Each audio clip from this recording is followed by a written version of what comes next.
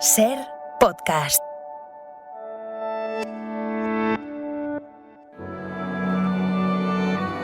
Bienvenidos a Sucedió una noche, un programa dedicado al mejor cine de todos los tiempos.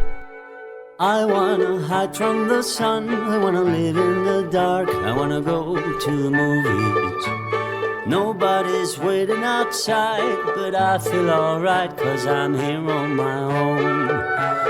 I can kiss Marion and Jane, I can sing in the rain, I can be Superman. I'll never come out again. Las estrellas míticas, los grandes directores, las películas inolvidables. Dirige y presenta Antonio Martínez. Muy buenas, ¿qué tal estáis? Bienvenidos otra semana a Sucedió una noche. Estamos en vísperas de la ceremonia de los Oscar y en el programa de hoy, por supuesto, vamos a hablar de ellos. Al fin lo conseguiste, Frankie, la noche de los Oscars. Y ahí estás, sentado en la cumbre de una montaña de cristal llamada éxito. Eres uno de los elegidos y toda la ciudad está conteniendo la respiración hasta conocer al ganador. Os vamos a contar cuáles son los personajes que más ayudan a conseguir una estatuilla. Recordaremos también a un veterano actor británico que cumple años. My name is Michael Caine. My name is Michael Caine. My name is Michael Caine. Luego os explicaremos por qué lo repite 3 veces. Charlaremos también con el director Xavier Villaverde y en la sección de Cine Incómodo, una película que provocó mareos y arcadas a mucha gente. ¿Cómo estás, Lucy? ¿Has visto El Exorcista? Sí. Pues más le vale salir de esta habitación. Este es el sumario del programa de hoy, que comienza ahora mismo. I wanna hide from the sun, I wanna live in the dark, and I'll never come back. El espectáculo está a punto de comenzar, pero no se alarmen ustedes, no les cobraremos la entrada. Lo que el cine nos dejó. Es tan difícil ser alguien que la gente no olvida. Y vamos a empezar celebrando un cumpleaños, el del actor Michael Caine. ¿No vas a preguntarme qué edad tengo? ¿Qué edad tienes? Pues el próximo martes 14 de marzo cumple nada menos que 90 años. En el siguiente reportaje vamos a recordar los comienzos de Michael Caine y a contaros cómo se convirtió en una estrella de cine.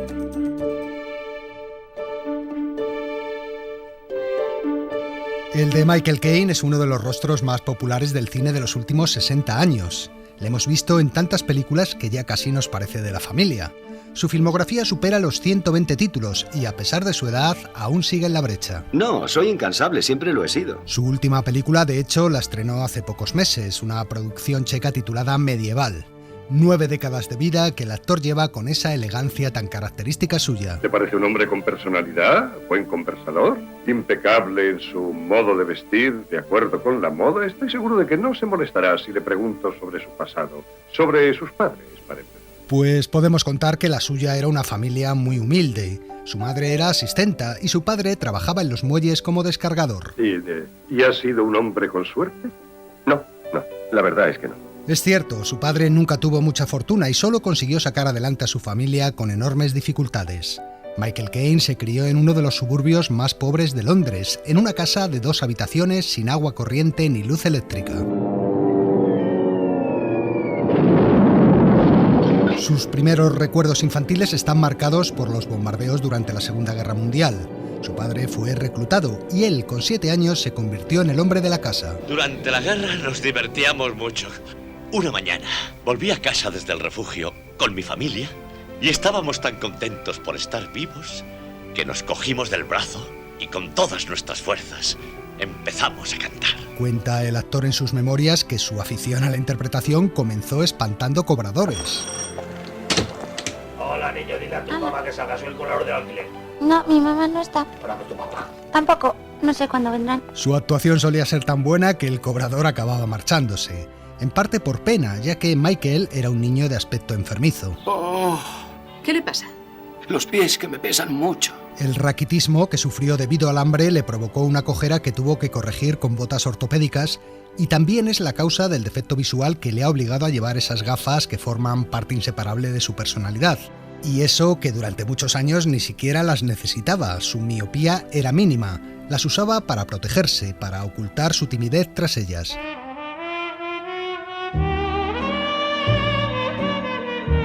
Michael Caine creció en las calles como un golfillo, pero un día todo cambió para él. Cuando tenía 14 años, un cura que llevaba un club de chicos jóvenes me sacó de la calle.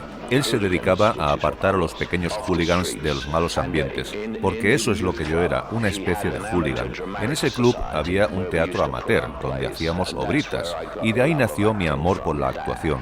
Eso me salvó de la mala vida, porque muchos de mis viejos amigos son ahora gángsters, yo los conozco. Su debut en ese teatro de aficionados no fue precisamente un éxito. El pobre salió a escena con la bragueta bajada y todo el mundo se rió de él. El actor asegura que todavía hoy en día, cuando rueda una escena en el cine o representa una función en el teatro, siempre se echa mano instintivamente a la bragueta para comprobar que todo está correcto. Michael Caine dejó el colegio a los 15 años y empezó a trabajar en todo tipo de empleos. Tengo el trabajo ideal para ti y con todo el aire puro que quieras. ¿Cuál? Hacer fotografías, es lo que hago yo ahora. ¿Dónde? En el Puente de la Torre, hay muchos turistas. Fue fotógrafo, sí, y limpiabotas, portero nocturno de un burdel y también pasó una temporada en el ejército. ¿Es un 335? Sí, ¿los conoce? Sí, piloté uno en Corea, claro que eran mucho más pequeños. En ellos nuestra vida pendía de un hilo. Es cierto, Michael Caine llegó a combatir en la Guerra de Corea. Estuvo un año allí, época que el actor define como la peor etapa de su vida. Al regresar de Corea encontró un empleo de camarero en un bar. Por favor, a ver si termináis ya con aquellas luces. Un día fue enviado a servir un café al plató donde Roy Ward rodaba la película Salida al amanecer. Venga todos a su sitio, que rodamos otra vez. Chico, ¿no has traído azúcar para este café? Chico, trajeron helado. Que si no has traído azúcar para este café, ¡suelta la taza! El joven Michael se quedó tan fascinado con aquel mundo que cuando salió del estudio ya había decidido que quería ser actor. El único obstáculo que tuvo que superar fue conseguir que su padre le diera el visto bueno. Mi padre, cuando le dije que quería ser actor, pensó que lo que le estaba diciendo era que yo era gay. Así que tuve que tener un aprendizaje lleno de riesgos. Yo no soy gay, pero interpreto muy bien a los gays. ¡Vamos a rodar! Tengo que pediros a todos que estéis absolutamente callados. ¡Silencio, por favor! A mediados de los años 50, Michael Caine consiguió debutar en el cine. Rodó varias películas en las que actuaba de extra o a lo sumo con un par de líneas de diálogo. Pero era un extra de lo más entusiasta y curioso, siempre preguntando cosas a los actores, deseoso de aprender. Michael, no hable con los actores, les pone nerviosos. También consiguió algunos papeles en el teatro y la televisión, pero su gran interés era el cine, donde intentaba por todos los medios hacerse notar. Ven, Claire, quiero ver la toma. Ese sombrero está confundido. Gracias, ¿quiere ponerse allí, por favor, donde yo no pueda verle? Para entonces ya había cambiado de nombre, ya no era más Maurice Micklewhite, que así se llama en realidad, sino Michael Caine, un nombre artístico que escogió en homenaje a su película favorita, El motín del Caine. Pero los años iban pasando y los papeles a los que accedía seguían siendo muy pequeños. Michael se sentía cada vez más desanimado, tenía ya 30 años y su gran oportunidad no llegaba, incluso se planteó abandonar la profesión. Yo me esperaba otra cosa.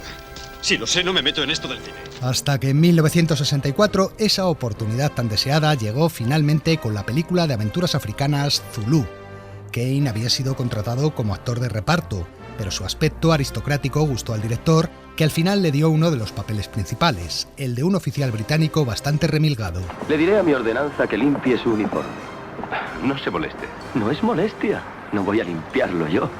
Incluso en estas latitudes, un oficial ha de ser un hombre elegante. Gracias a Zulu y a un par de series de televisión, Michael Caine empezó a convertirse en un rostro popular en Inglaterra. 4 bomberos, se encuentra otro bombero, y ya son 5 bomberos los que se han encontrado. A mediados de los años 60 era uno de los animadores nocturnos del llamado Swinging London, formando parte de una pandilla de juerguistas, entre los que estaban actores como Peter O'Toole, Richard Harris, Oliver Reed o Terence Stamp, con el que por entonces Michael compartía piso. Vamos a pasárnoslo bien. Vamos a disfrutar como niños. Nos vamos a partir de risa por lo menos 3 veces antes de que termine el día, os lo garantizo. Y por fin, en 1966, llegó su gran lanzamiento internacional con un personaje que acabaría lanzándole a la fama. Bien, ¿están cómodos? Entonces ya podemos empezar. Yo me llamo... ¡Alfie! Alfie. En Alfie, Michael Caine daba vida a un crápula seductor. Ven, una mujer casada. Hay cantidad de ellas esperando reírse a gusto. No se divierten con sus maridos. Yo lo he dicho siempre. Haz reír a una mujer casada y ya la tienes medio ligada. La película le valió su primera nominación al Oscar y fue un gran éxito internacional, hasta el punto de que durante varias décadas fue la película británica más taquillera de la historia en los Estados Unidos. El éxito le había llegado a Michael Caine a los 33 años, pero no lo desaprovecharía. What's it all about, Alfie? Is it just for the moment we live? Desde entonces le hemos visto en todo tipo de películas, interpretando los personajes más variados. Lo que busco en un papel es que me ponga a prueba como actor. Intento ir lo más lejos de mí como sea posible, meterme hasta el fondo en ese personaje. Oficial del ejército, político, espía, cuarentón seducido, mayordomo, travesti psicópata, hombre honrado y caballeroso, Michael Caine es el hombre de las 1000 caras, ofreciendo siempre grandes interpretaciones. Otro trabajito bien hecho. Shirley MacLaine le convenció para que se fuera a vivir a Los Ángeles y le introdujo en el cine americano. Allí pronto se hizo con la reputación de ser un actor sumamente profesional. No quiero que lo hagas tú, la secuencia es muy peligrosa. Yo puedo hacerlo. Tú vas a caballo, llegas galopando hasta aquellos arbustos. Intentas saltar, pero el caballo se te para en seco, no quieres seguir y tú sales disparado por encima de su cabeza y vas al agua. Pero asegúrate de que se vea que soy yo y no un doble. Deja que lo haga un especialista. No, déjate de especialista, la escena es mía. Pero si aterrizas sobre una roca y te rompes la cabeza, me quedo sin película. Me mandarás flores. De todas sus películas, El hombre que pudo reinar es su favorita, y John Huston, que le dirigió en esta y en Evasión o Victoria, su director preferido. Recuerdo un día en que le dije: John, nunca me das indicaciones sobre mi actuación. Entonces me contestó: Michael, te pagamos un sueldo magnífico por algo. Deberías poder trabajar sin que yo te dé ningún consejo. Entre sus más de 120 películas hay grandes títulos y películas memorables, pero también mucha morralla. Algunos le acusan de no seleccionar bien los guiones que rueda. Me temo que no es una de mis habilidades. Tiene 2 Oscar en casa, uno por Hannah y sus hermanas y otro por Las normas de la Casa de la Sidra, y ha sido nominado en otras 4 ocasiones. Desde el año 2000, en que fue nombrado caballero por la reina Isabel II, tiene también el título de Sir, y por tener tiene hasta su propio hit musical. I am Michael Caine.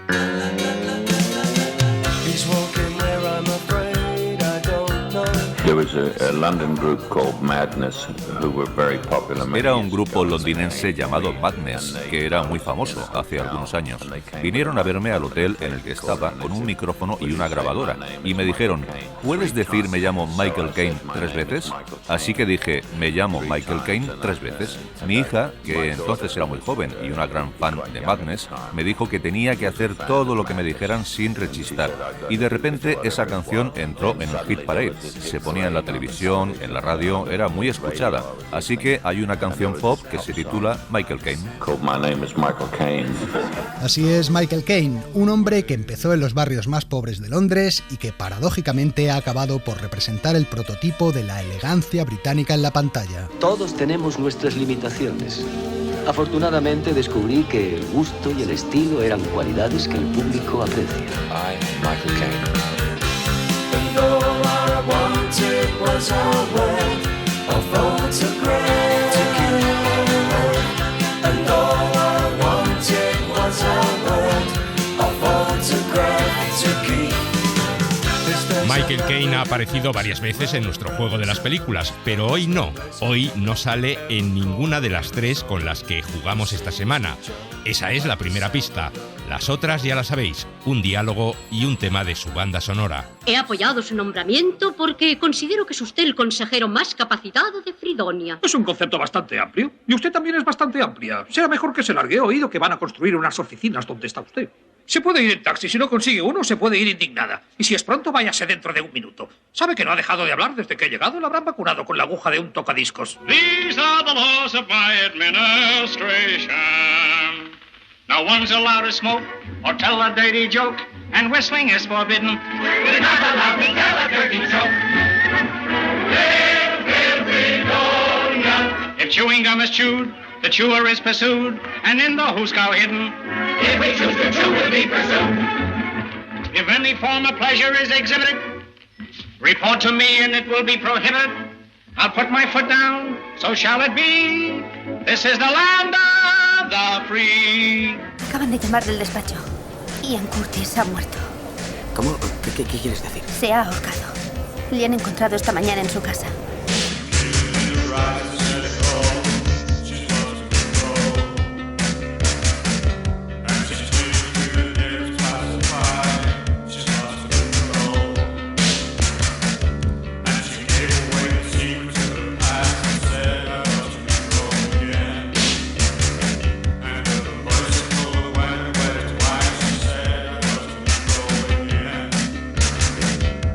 Me han contratado para un safari y debo encontrar un campamento.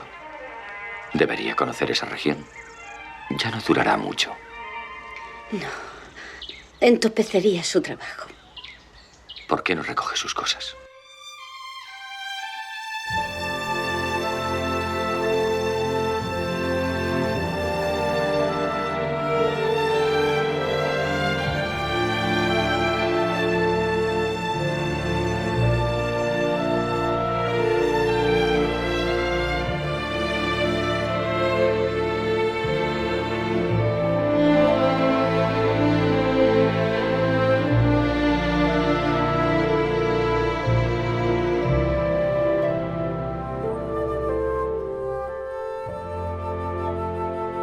Pues efectivamente Michael Caine no aparecía en ninguna de las tres películas con las que jugábamos hoy. La primera era bastante fácil. Groucho humillaba una vez más a la pobre Margaret Drummond en Sopa de ganso, una de las mejores películas de los hermanos Marx, y a continuación el bigotudo explicaba cantando los principios de su gobierno para Fridonia. La segunda película era Control, un film dirigido en 2007 por el fotógrafo y director holandés Anton Corbijn, que contaba la historia de Ian Curtis, cantante del grupo Joy Division. Tras el diálogo sonaba uno de los temas más famosos de este grupo, Joy Division, She Lost Control. Y terminábamos con Memorias de África, la película de Robert Redford y Meryl Streep, dirigida por Sidney Pollack en 1985. Y aquí hemos querido complicarlo un poco poniendo la música no de su famoso tema principal, sino de otro de nuestros favoritos de esa maravillosa banda sonora que compuso John Barry para Memorias de África. Building a School se titula. Dale un título y lo escribirá. Enciclopedia curiosa del cine. Parece más una bomba que un libro. Este domingo se celebra la gran gala de los Oscar. La ceremonia tendrá lugar entre las 2 y las 5 de la madrugada, hora española. De la suerte que corran las películas y los candidatos de este año nos informarán oportunamente nuestros compañeros del Cine en la SER. Pero no queríamos nosotros dejar de hablar de los Oscar y lo que hemos hecho es recurrir a nuestra enciclopedia para hacer un poco de historia. Y lo vamos a hacer centrándonos en un tema en particular, los personajes.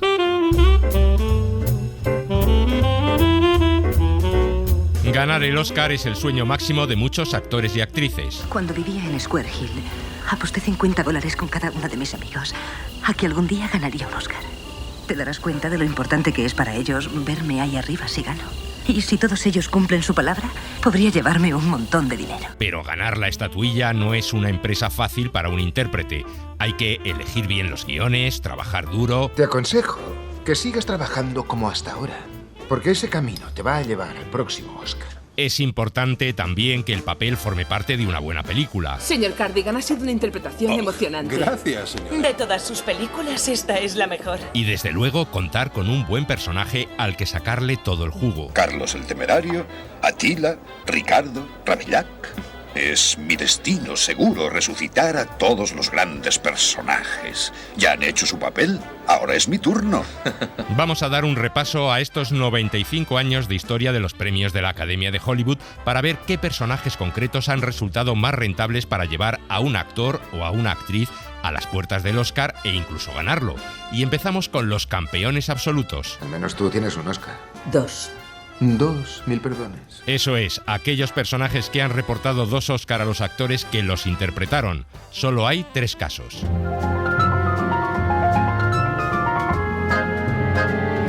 Al apellido Corleone siempre le ha ido bien con el tío Oscar. ¿Tenéis confianza en mí? Sí. ¿Cuento con vuestra lealtad? Siempre, padrino. Marlon Brando ganó el Oscar en 1973, interpretando a Vito Corleone en El primer Padrino, y Robert De Niro lo consiguió 2 años después con la versión joven del mismo personaje en la segunda parte. En cambio, otro miembro de la familia no tuvo la misma suerte. ¿Quién es usted? Soy Michael Corleone. Este es mi padre. El personaje de Al Pacino era mucho más largo que el de Brando en El Padrino, y sin embargo fue Marlon el que resultó nominado como actor principal, ganándolo, y él fue nominado como secundario, perdiéndolo. En cambio, en El Padrino segunda parte, era De Niro como actor de reparto el que ganaba el Oscar, mientras que Pacino, esta vez como protagonista, lo volvía a perder. Otro personaje que también tiene 2 estatuillas doradas es este. Solo he hecho lo que mejor sé hacer. He cogido vuestro plan y le he dado la vuelta. Mira lo que le he hecho a esta ciudad con unos cuantos bidones de gasolina y un par de balas. Heath Ledger, a título póstumo, ganó el Oscar en 2008 por su papel de Joker en El Caballero Oscuro, un personaje que volvería a triunfar en los premios de 2020. Murray, solo una cosita. Sí. Cuando salga, ¿puedes presentarme como Joker? Joaquín Phoenix se hacía con la estatuilla por su trabajo en Joker. Y aquí tenemos a la tercera del cuadro de honor. Por favor, Anita, eres mi amiga. Basta, María, baja el escote un poco más. Anita, es un vestido para bailar y no para rezar. Con estos muchachos empiezas bailando y puedes acabar rezando. Rita Moreno logró la estatuilla como actriz de reparto en 1962 por su personaje de Anita en West Side Story, y el año pasado el remake que hizo Spielberg le hizo ganar el mismo premio a Ariana DeBose. You think I want to stay here in a city full of ugly little animals like you? No, gracias. Yo no soy americana. Yo soy puertorriqueña. Vamos ahora con aquellos que tienen un Oscar y 2 nominaciones. En este grupo, al parecer, el ser soberano británico ayuda bastante. Reverencias al rey su alteza real por la gracia de Dios Enrique VIII de Inglaterra y Francia y señor de Irlanda. Charles Lawton ganó la estatuilla en 1933 interpretando a Lorondo Enrique VIII. No gritéis. ¡No estoy gritando! Sí gritáis. ¡Ah! ¿Qué voy a hacer con vos? ¿Cortarme la cabeza? ¡Seguramente! Y con este mismo personaje serían nominados años después Richard Burton por Ana de los 1000 días y Robert Shaw por Un hombre para la eternidad. Del lado femenino tenemos en cambio a Isabel I. ¿Os gustan las historias de reyes y reinas? ¿De hechos de armas? ¿O es el amor cortés? Judi Dench ganó el Oscar por su papel de Isabel de Inglaterra en Shakespeare enamorado, y Cate Blanchett consiguió 2 nominaciones por el mismo personaje en las películas Elizabeth y Elizabeth, la Edad de Oro. En adelante seguiré mi propio criterio, por ver si lo hago mejor. Perdonadme, pero soy solo una mujer. Puede que solo sea una mujer, pero si me lo propongo puedo tener el corazón de un hombre. Destacar como curiosidad que estas 2 mismas actrices, Blanchett y Dench, lograron otras 2 nominaciones a la estatuilla en 2002, compartiendo otro personaje. No necesitan que les presente a una de nuestras más ilustres graduadas, la señora Iris Murdoch, célebre filósofa y también autora de 26 novelas. Las 2 interpretaban a la escritora en diferentes etapas de su vida en la película Iris. Would you like to swing on a star? Carry moonbeams home in a jar. Seguimos bajando en la tabla. Toca ahora personajes que obtuvieron un Oscar y una nominación. Tenemos, por ejemplo, a este cura. Disculpe, ¿podría decirme dónde está St. Dominic? ¿Es el nuevo coadjutor? ¿Cómo se llama? Padre O'Malley. Bing Crosby, haciendo de Padre O'Malley, ganó la estatuilla en 1945 por Siguiendo mi camino. La película tuvo tanto éxito que al año siguiente hicieron la secuela, Las campanas de Santa María. Hermanas, el padre O'Malley. Mucho gusto. Nos gustaría mucho conocer sus puntos de vista sobre la enseñanza. Y Crosby fue de nuevo nominado, aunque esta vez no ganó el premio. El caso contrario es el de Paul Newman. En 1961 nos ofreció uno de los personajes míticos en la historia del cine. Sí, señor. Soy Eddie Felson, especialista. ¿Hay alguien que se atreva a medir sus fuerzas conmigo? ¿Ha venido para desafiar al gordo de Minnesota? Sí, en efecto. Newman fue nominado por su personaje de El Buscavidas, pero se quedó a las puertas del Oscar. 25 años después volvía a meterse en la piel de Eddie Felson en El color del dinero, donde se encargaba de enseñarle el oficio de buscavidas al cachorro Tom Cruise. ¿Y no has pensado en volver a jugar? Te pasas la vida en salas de billar apostando, conoces y ves gente. Yo ya soy viejo, tengo la maquinaria oxidada. El billar es para jóvenes. Y esta vez sí, esta vez Newman sí se hizo con el premio. El ganador es Paul Newman.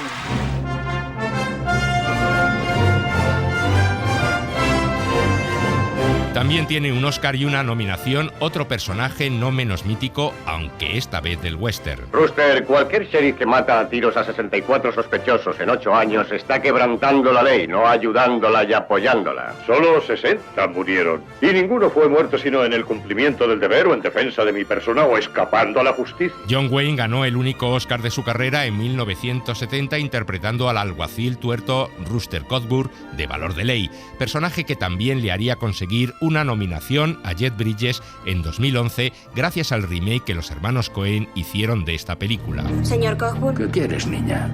Busco al hombre que mató a mi padre. Se llama Tom Chaney y necesito que alguien le dé caza.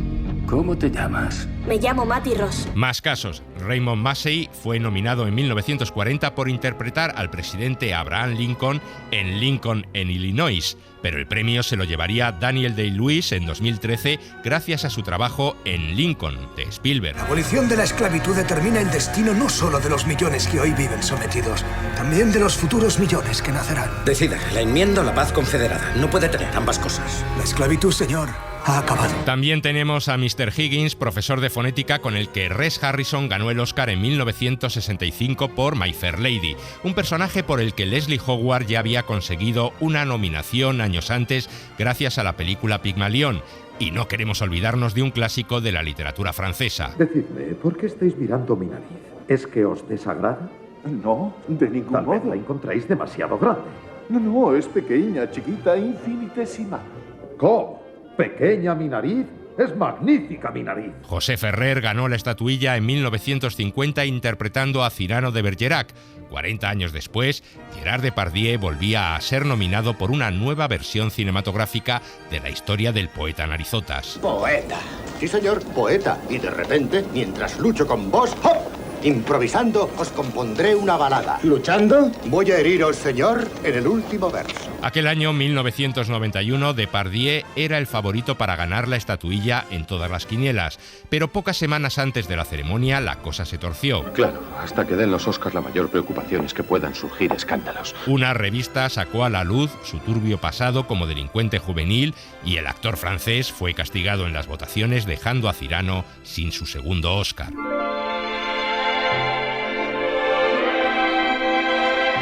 Vamos ahora con aquellos personajes que lograron doble o triple nominación, pero no ganaron la estatuilla. Espejo, espejito, ¿quieres decirme quién es el actor más importante del cine? Y sabe lo que me contesta.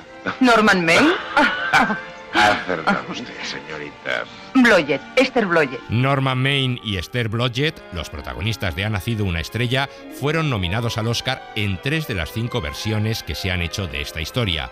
Janet Gaynor y Frederick Mark en la versión de 1937, Judy Garland y James Mason en la de 1954 y Lady Gaga y Bradley Cooper en la de 2018. En cambio, personajes con 2 nominaciones pero sin premio hay unos cuantos. Dios de las batallas, templa el corazón de mis soldados, estirpa el miedo de sus pechos y prívalos de la facultad de contar si el número de sus enemigos puede engendrarles temor. Ya decíamos antes que a los soberanos británicos no les va nada mal en los Oscar, y menos si se llaman Enrique. Este que escuchábamos, Laurence Olivier, fue nominado haciendo de Enrique V en 1945 y Kenneth Branagh, con el mismo personaje, lo fue en 1990. Peter O'Toole, por su parte, se llevó él solito otras 2 candidaturas gracias a otro Enrique. Henry, no puedo ser tu amante si estoy casada con tu hijo. ¿Por qué no? A Johnny no le importaría. No quiero a Johnny. Es un buen muchacho. Tiene la cara llena de granos y apesta. Tiene 16 años, es la edad de los granos. Enrique II de Inglaterra, al que dio vida en las películas El león en invierno y Beckett. También tenemos a este otro personaje. Hola, me llamo Rocky Balboa. Soy el potro italiano. Rocky Balboa le ha proporcionado a Sylvester Stallone las 2 nominaciones al Oscar que ha tenido en su carrera. La primera en 1977 como protagonista por Rocky y la segunda en 2016 como secundario por la película Creed. En cambio, estas 2 actrices fueron nominadas el mismo año por un mismo personaje. La experiencia que viví fue algo diferente. ¿La compartiría con nosotros? ¿Está dispuesta a volver al Titanic? Gloria Stuart y Kate Winslet daban vida a ambas a Rose, la protagonista de Titanic, una de anciana y otra de joven. En esta lista de personajes con 2 nominaciones tenemos también al profesor Chips, el protagonista de Adiós Mr. Chips, por el que Robert Donat en la versión de 1939 y Peter O'Toole en la de 1969 fueron nominados. A Winona Ryder y a Saoirse Ronan haciendo de Joe, la hermana escritora de Mujercitas, y también a otro Joe Pendleton, el deportista muerto que volvía a la vida en El difunto protesta y En el cielo puede esperar, por las que Robert Montgomery y Warren Beatty fueron nominados. Y que no se nos olvide este gran artista. Usted es Vincent Van Gogh, ¿verdad? Sí. Kirk Douglas fue nominado en 1957 por su papel de Van Gogh en El loco del pelo rojo y Willem Dafoe en 2019 por Van Gogh a las puertas de la eternidad. ¿Tú por qué pintas? Pinto para dejar de pensar. Dejo de pensar y siento que soy parte de todo lo que hay fuera y dentro de mí.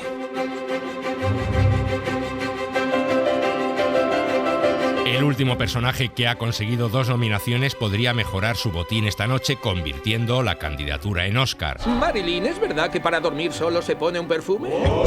Cariño, como estoy en Inglaterra, digamos que solo me pongo la banda inglesa. Michelle Williams ya fue nominada al Oscar en 2012 por hacer de Marilyn Monroe en la película Mi semana con Marilyn.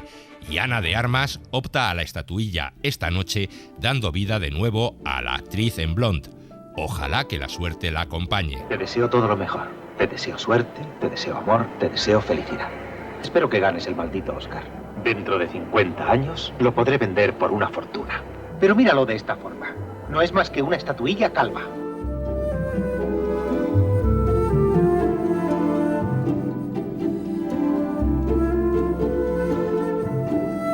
Sucedió una noche. El cine clásico en la SER. Si ese avión despega y tú no estás a su lado, te arrepentirás. Tal vez no hoy ni mañana, pero sí muy pronto y para el resto de tu vida. El cine de su vida. Es de Casablanca. Toda mi vida he estado esperando decirlo.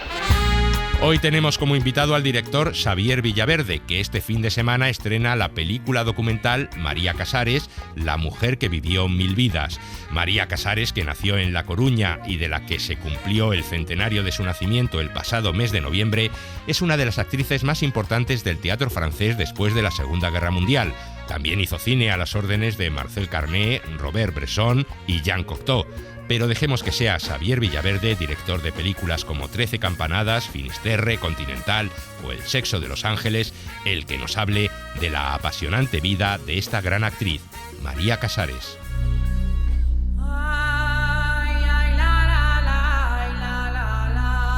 María Casares es la gran actriz del teatro francés. ¡Qué bonito teatro! Y qué bonita profesión. Sí. Es una actriz que cambió la historia del teatro. Ten en cuenta que Jeanne Moreau, la actriz francesa, decidió dedicar a la interpretación cuando vio a María con 20 años interpretando su primera obra de teatro, ¿no? Se exilió con 13 años en Francia, huyendo de la guerra. La Galicia que yo conozco es la Galicia de la infancia, es decir, mi infancia. Queda como una fotografía viva. Su padre era Santiago Casares Quiroga, que era el jefe de gobierno de la República en el momento en que Franco se levanta.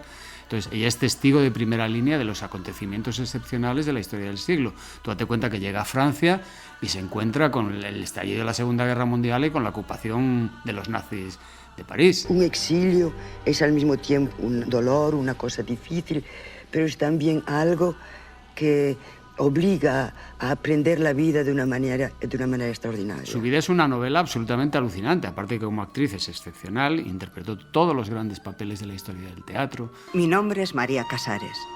Mi patria es el teatro. Viajé por todas partes, en el espacio y en el tiempo. Conocí a Juana de Arco, a María Tudor de Inglaterra, a Catalina de Rusia, a la Medea de los griegos. 150 obras teatrales. Trabajó con los genios de su época, alternaba con Picasso, con Jean-Paul Sartre, con Simone de Beauvoir. Fue la pareja de Albert Camus durante 16 años. Es decir, en su casa de pequeña, aquí en Madrid, desfilaban Valle Inclán y García Lorca, que eran amigos de sus padres, y Rafael Alberti. Es un personaje un poco desconocido en España, lo cual es muy sorprendente, ¿no? Es una película que mezcla documental y ficción, porque todo está contado a través de la voz de María Casares, extraída de sus memorias en primera persona, lo cual lo hace una película muy narrativa, ¿no?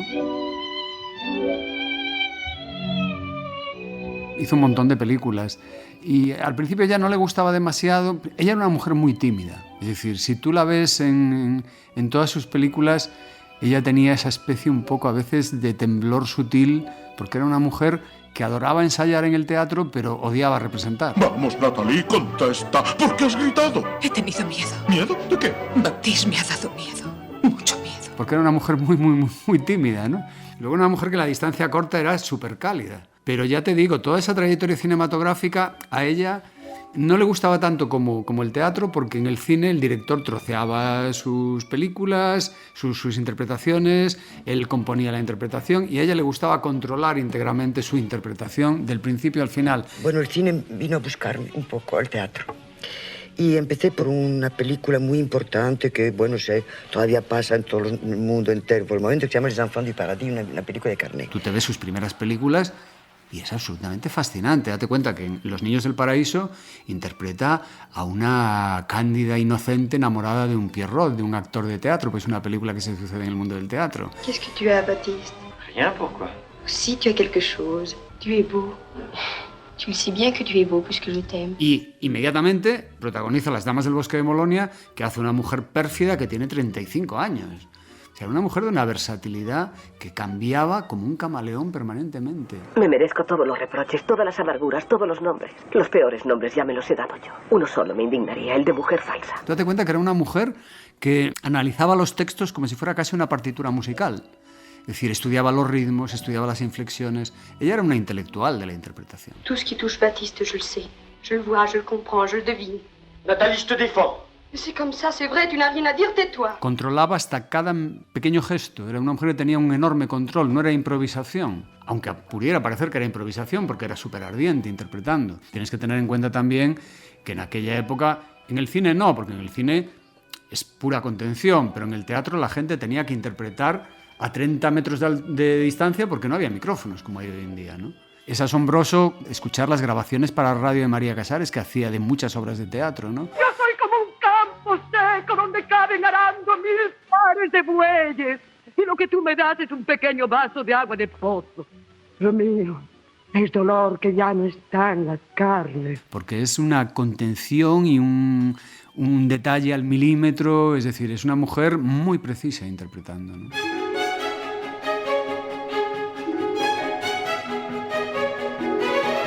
Yo uno de mis primeros cortos los rodé en la casa de María Casares y Santiago Casares Quiroga en La Coruña, en una casa vacía, abandonada, sin saber que esa era la casa de ellos, ¿no? De María y de su padre y de su madre. Y yo leí las memorias inmediatamente cuando me enteré que aquella era la casa y desde entonces quise hacer una película sobre ella. Pero siempre pensé en una película documental porque conocía imágenes de María y sabía de la fuerza que tenía de María. María, é certo que ten vostede certo medo de voltar a Galicia? No es miedo, es muy complicado. Digo, tengo ganas de ir, tengo muchas ganas de ir. Ella estaba previsto que fuera a Galicia cuando vino a representar el Adefesio en el año 1976, tras la muerte de Franco. Vino a representar la obra de Alberti y no fue bien acogida. Le echaban en cara que tuviera acento gallego al hablar en castellano. Y volví a España. Tuve la sensación que tenía que hablar, que tenía que cantar, que tenía que hablar de cosas que nunca había hablado, que tenía que hablar de mi padre, de mi madre, de Galicia, de gente, de cosas que me habían pasado, cantarlas, hacerlas vivir todavía. Ya te digo, no fue bien acogida, enfermó de una hepatitis en la gira y tuvo que cancelarse la gira y volver a Francia. Esa vuelta a Madrid, a Galicia, que estaba programada para hacer una representación, tampoco tuvo lugar.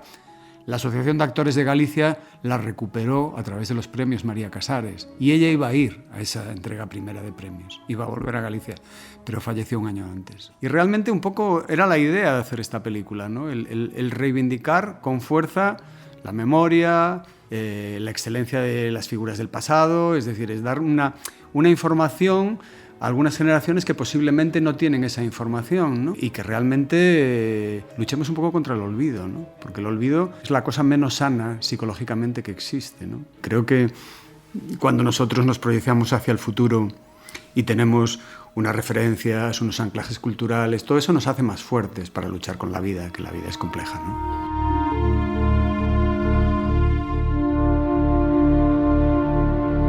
Sucedió una noche.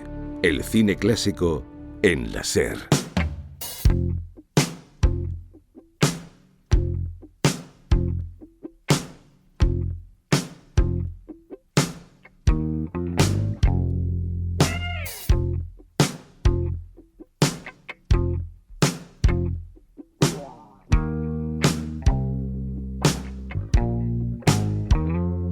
All you hypocrites and liars in the temple-seeking game, all your senators and lawyers with your motives to explain, all you victims and you heroes, your petitions to complain, all your murderers and martyrs on the fields where you lay slain, on the just and unjust alike it does rain, and the quality of mercy is not strained. Yes, vengeance and revenge, they're just two words for pain, and the quality of mercy is not strained. Esta es Michelle Sok, con una canción titulada Quality of Mercy que la cantautora norteamericana compuso para Pena de Muerte, película que Sean Penn y Susan Sarandon protagonizaron en 1995 y que fue dirigida por el actor Tim Robbins. Y tras este breve paréntesis musical llega el momento de recibir a un tipo que ya conocéis muy bien. Jack Bourbon presenta Cine Incómodo. ¡Basta! No estoy dispuesta a consentir inmoralidades en nuestras pantallas. Este espectáculo degradante y depravado ha de terminar ahora mismo. Sexo, violencia, religión, política. ¿Oyes ese silbido? Es una bomba que cae del cielo y va a impactar en 400 cines a la vez. Las películas más polémicas de la historia del cine. ¿Qué tal, amigos? Algunos la consideran una obra maestra, la película más aterradora de la historia del cine. Otros, en cambio, la tienen por una película blasfema, escatológica y de notable mal gusto. La he traído a esta sección porque ciertamente resultó bastante incómoda, no solo para buena parte del público que la vio en su momento, sino también para los propios actores y miembros del equipo técnico que la rodaron. Además, creó numerosas leyendas urbanas sobre lo ocurrido en su rodaje. Ah, que todavía no os he dicho de qué película se trata, pues de El Exorcista, dirigida en 1973 por William Friedkin y protagonizada por Linda Blair, Ellen Burstyn, Jason Miller y Max von Sydow. En las primeras proyecciones del Exorcista era frecuente ver ambulancias situadas en el exterior de los cines, y es que su impacto fue tremendo entre la gente.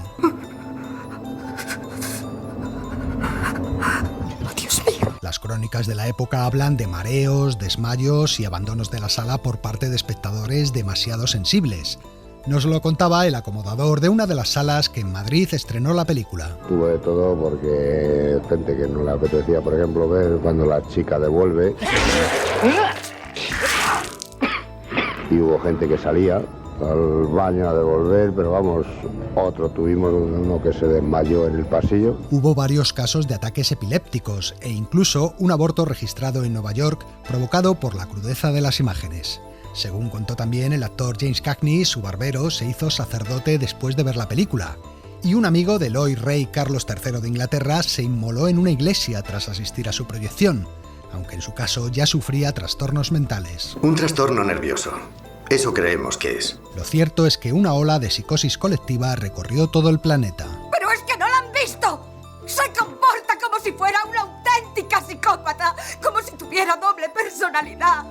De todas partes llegaban noticias de gente que se creía poseída por el diablo, y varias personas acabaron ingresadas en centros psiquiátricos. En realidad es pura fuerza de sugestión. La creencia de la víctima en la posesión es lo que la dispara y de la misma manera, la fe en el poder del exorcismo puede hacerla desaparecer. Y todo gracias a una palabra poco habitual hasta entonces que en aquel año 1973 se puso de moda: exorcismo. Es un ritual muy elaborado en el cual un rabino o un sacerdote intenta expulsar al supuesto espíritu invasor. El Exorcista iba a cambiar por completo los códigos del cine de terror. Si una persona está poseída por el demonio o lo que sea, dígame, ¿cómo se le hace un exorcismo? Por de pronto habría que meterla en una máquina del tiempo y hacer que volviera al siglo XVI. No lo entiendo. Bueno, esas cosas ya no pasan, señora McNeil. Ah, ¿no? ¿Desde cuándo? Pues desde que conocemos las enfermedades mentales, la paranoia, la esquizofrenia. Hasta entonces, la presencia del diablo como personaje se limitaba casi siempre a historias medievales o de fantasía. Con El Exorcista, el demonio se convertía en algo urbano y tangible, algo que podía estar sucediendo aquí y ahora. Oiga, su hija Regan no dice que es un demonio, dice que es el demonio mismo.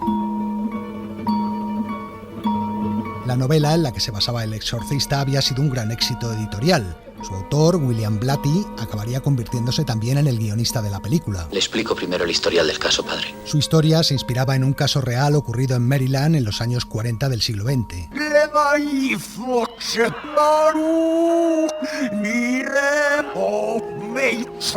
¿Quién eres? Un chico de 14 años llamado John Hoffman empezó a experimentar graves desequilibrios físicos y psíquicos, hablando lenguas extrañas y sufriendo llagas y laceraciones por todo el cuerpo. El suyo se convirtió en el tercer caso de posesión demoníaca admitido y aceptado por la Iglesia Católica. ¡Largo de aquí! ¡La cerda es mía! Blatty cambió el sexo del protagonista y le convirtió en una niña de 12 años, Regan, papel que interpreta Linda Blair. Yo no soy Regan. Entonces nos presentaremos. Soy Demian Carras. Y yo el demonio. Y ahora quítame las correas. Si eres el demonio, ¿por qué no te las quitas tú solo? Sería una exhibición de mi poder demasiado vulgar, Carras. ¿Dónde está Regan? Aquí, con nos. Y es que no solo el público, también los actores y el equipo técnico sufrieron las incomodidades y trastornos de una película como El Exorcista. Escena 39H, toma 4. Está bien, que se callen ahí al fondo. ¡Y acción! Una mañana de agosto de 1972 comenzó el rodaje de El Exorcista. Dado que la novela en la que se basaba era un gran éxito editorial en ese momento, el director William Friedkin decidió llevar la filmación con toda la discreción posible para así mantener la expectación. A ver, el grupo aquel. Necesito un sacerdote, una monja y 2 estudiantes. Pero pronto los acontecimientos hicieron que las noticias sobre fenómenos extraños en su rodaje saltaran a la prensa. Al principio fueron pequeños accidentes laborales, técnicos que resultaban lesionados, máquinas que se estropeaban, rollos de película que se velaban misteriosamente. No, yo creo que la mejor explicación siempre es la más sencilla. Muy bien. Esperaremos a ver qué pasa. De acuerdo. Los objetos de atrecho desaparecían constantemente. Algunos miembros del equipo empezaron a pensar que era un asunto de malas vibraciones producidas por el tema que trataba la película. ¿Has hecho tú eso? Ajá. Repítelo. A su tiempo. Un día, un incendio destruyó la casa donde se desarrollaba la mayor parte del film. La estatuilla del demonio, tan importante en las escenas de Irak, se extravió en un avión y apareció en Hong Kong, retrasando varios días el rodaje. Nadie sabía darle explicación a todos estos hechos. Poco a poco, el miedo se fue apoderando de los que trabajaban en la película. Así lo recordaba la actriz Ellen Burstyn. Estábamos todos aterrorizados. William Blatty, el autor de la novela del Exorcista, recurrió entonces a un sacerdote amigo suyo, que desde entonces se convirtió en una figura permanente en el rodaje. Cada día, antes de empezar a filmar, celebraba una pequeña misa y nos daba su bendición. Señor, no soy digno de que entres en mi casa, pero una palabra tuya bastará para sanarme. Que el cuerpo de Cristo me dé la vida eterna. La propia Ellen Burstyn iba a sufrir en carne propia la presunta maldición que afectaba al rodaje. En la escena donde Regan pronuncia una de las frases más célebres de la película, también golpea a su madre, que al caer lanza un grito terrible. ¿Has visto lo que ha hecho la cochina de tu hija? La mueca de dolor que muestra a la actriz en esa escena es algo más que una buena interpretación. La caída le había provocado una lesión de espalda que todavía hoy en día padece. Ya nada puede empeorar más las cosas. Pues sí, 9 personas vinculadas directa o indirectamente con la película fallecieron durante o poco después de acabar el rodaje. El más conocido fue el caso del actor Jack McGowan, que daba vida al director borrachín. McGowan rodó todas sus escenas en pocas sesiones porque debía cumplir un compromiso teatral en Broadway. Sin embargo, no llegó a subir al escenario. El día del estreno, el actor cayó enfermo. ¿Es grave? Sí, me temo que sí. Los médicos, en cambio, dijeron que era solo un trastorno pasajero. Ya te lo dijo el médico. Tómate tus pastillas y te pondrás bien, de verdad. Sin embargo, su estado empeoraba día a día. Fue llevado al hospital, donde solo pudieron diagnosticarle una simple gripe. Finalmente, a principios de enero, la noticia llegó al plató del Exorcista. Supongo que ya lo sabes. ¿Saber qué? Varga muerto. Según los médicos, la gripe había sido la causa de su muerte, algo casi impensable para un hombre de apenas 50 años. Dios mío, 88 médicos y lo único que saben decir son tonterías. Las desgracias se extendieron también de diferentes formas a otros responsables de la película. La actriz que ponía voz al demonio sufrió enormemente durante el rodaje debido a su propia conciencia. ¡Deja que Jesús te folle! ¡Deja que Jesús te folle! ¡Ah! ¡Ah! Siendo como era una mujer muy religiosa, no soportaba tener que decir todas aquellas blasfemias. Bueno, su vocabulario es bastante extenso. El asunto le afectó tanto que cayó en una depresión de la que necesitó varios años y la ayuda de un psiquiatra para superarla. Es más que psiquiatría, ya lo sabes. Muchos de sus problemas son una cuestión de fe. Más perjudicados por la película. El productor Noel Marshall, del que ya os hablamos hace unas semanas en esta sección a propósito del Gran Rugido, invirtió todos los beneficios que obtuvo con El Exorcista en esa película, y aparte de sufrir graves lesiones, tanto él como su familia, acabó arruinado. William Friedkin, que tras el impacto de French Connection y El Exorcista parecía que se iba a convertir en uno de los directores punteros del cine americano, no volvió a repetir el éxito en toda su carrera. Algo similar a lo que ocurrió con la niña protagonista. Hola, mamá. ¿Qué has hecho hoy? Cosas. Sí, pero ¿qué cosas? Pues no muchas, la verdad. Aunque Linda Blair parecía llamada a una carrera estelar en Hollywood, sus problemas con las drogas y la mala elección de papeles le convirtieron en una actriz de tercera fila. Independientemente de todo ello, El Exorcista resultó un gran éxito comercial. Fue también la primera cinta del género de terror en ser nominada a 10 Oscar, ganando 2, al mejor guión y al mejor sonido. No obstante, en algunos lugares fue prohibida en su momento. En España, sin ir más lejos, no se estrenó hasta casi 2 años después de su estreno americano. Las tentaciones del diablo son reales. Y por lo tanto digo, considerad al diablo en todas sus formas, incluso si su imagen llega al cine del barrio. Y ante la visión de Hollywood sobre el bien y el mal, preguntaos, ¿qué haré yo cuando me enfrente al diablo en mi propia vida? Hoy en día, todavía su emisión por televisión sigue vetada en algunos países. A pesar de que han transcurrido 50 años desde su estreno, El Exorcista sigue siendo una de las películas más aterradoras de la historia. Quizá sus efectos especiales y de maquillaje hayan sido superados con los años, pero no así su capacidad terrorífica ni su atmósfera malsana. Y hay quien, como el padre Fortea, un exorcista español amigo mío, están convencidos de que el éxito de la película se debe a la intervención divina. Esa película se hizo cuando el tema del exorcismo está en sus peores momentos. Yo creo que Dios dijo, voy a permitir que se haga una película que no importa lo que digan los libros. Esta película va a dejar el tema muy claro y la gente, digan lo que digan las teorías, va a decir, sí, pero yo vi aquella película y me impactó. En fin, amigos, hasta la semana que viene. Continuará. Terminamos por hoy. Ojalá hayáis disfrutado del programa y si es así, esperamos que repitáis la próxima semana. La versión que cierra hoy Sucedió una noche corre a cargo del grupo neoyorquino Hem y es una canción de la película La Cenicienta de Disney. A ver si os gusta. Y nada más, saludos de Elio Castro y Antonio Martínez y hasta la próxima. A dream is a wish your heart makes when you're fast asleep. In dreams you will lose your heartaches. Whatever you wish for, you keep. Have faith in your dreams.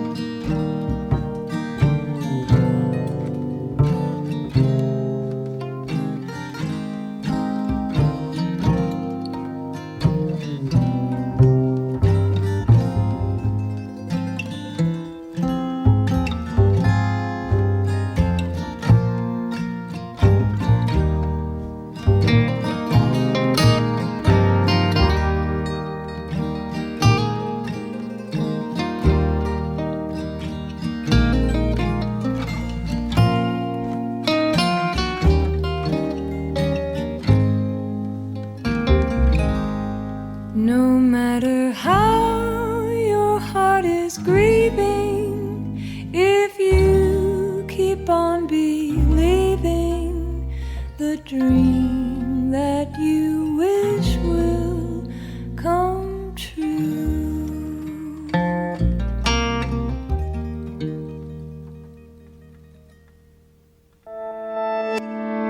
Cadena SER. La radio.